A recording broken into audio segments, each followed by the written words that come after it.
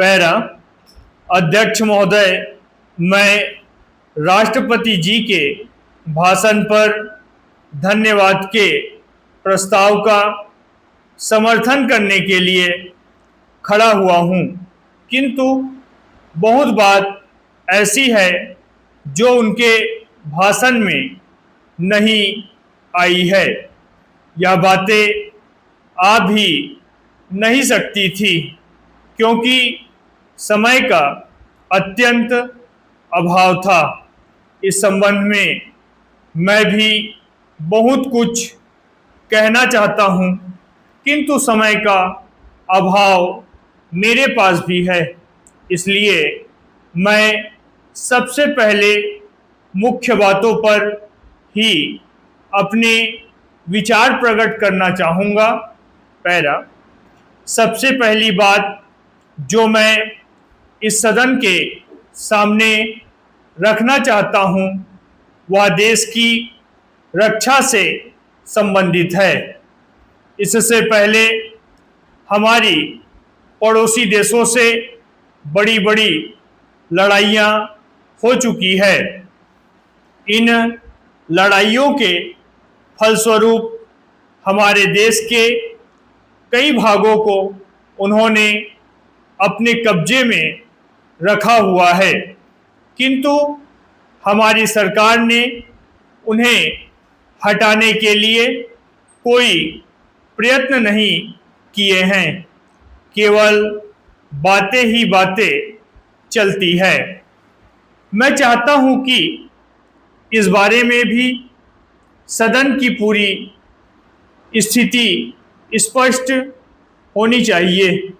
दूसरी बात मैं यह कहना चाहता हूं कि विदेशों के साथ हमारे संबंध ऐसे होने चाहिए जिनसे हमारे ऊपर जब कोई हमला करे तो हम नहीं कह सके कि कौन हमारा दोस्त है, कौन हमारा मित्र है और किसका भरोसा हम नहीं कर सकते हैं।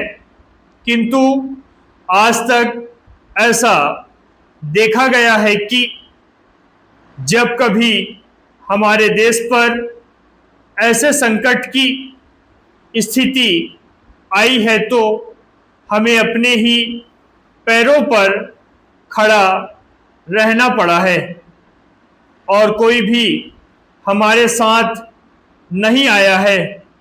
जिन देशों को हम मित्र कहते हैं उन्होंने कुछ ऐसी व्यवस्था कर रखी है जिससे भय लगता है।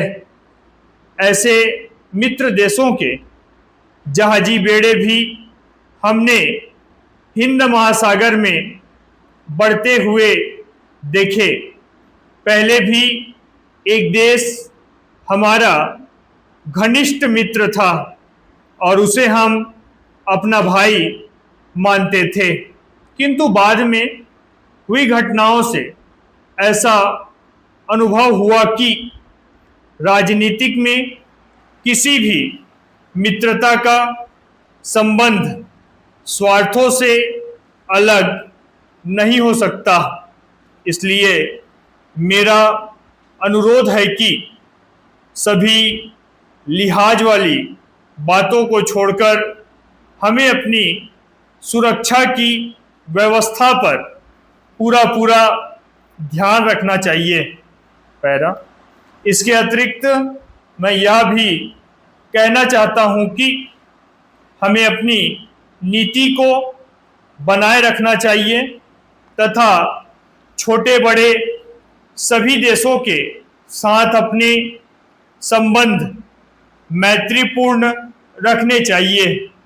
कभी कभी देखा गया है कि इस संबंध में हमारी सरकार बिल्कुल एक तरफा निर्णय ले लेती है, जिससे ऐसे देशों के साथ संबंध कायम रखने में कठिनाई होती है। स्टॉप।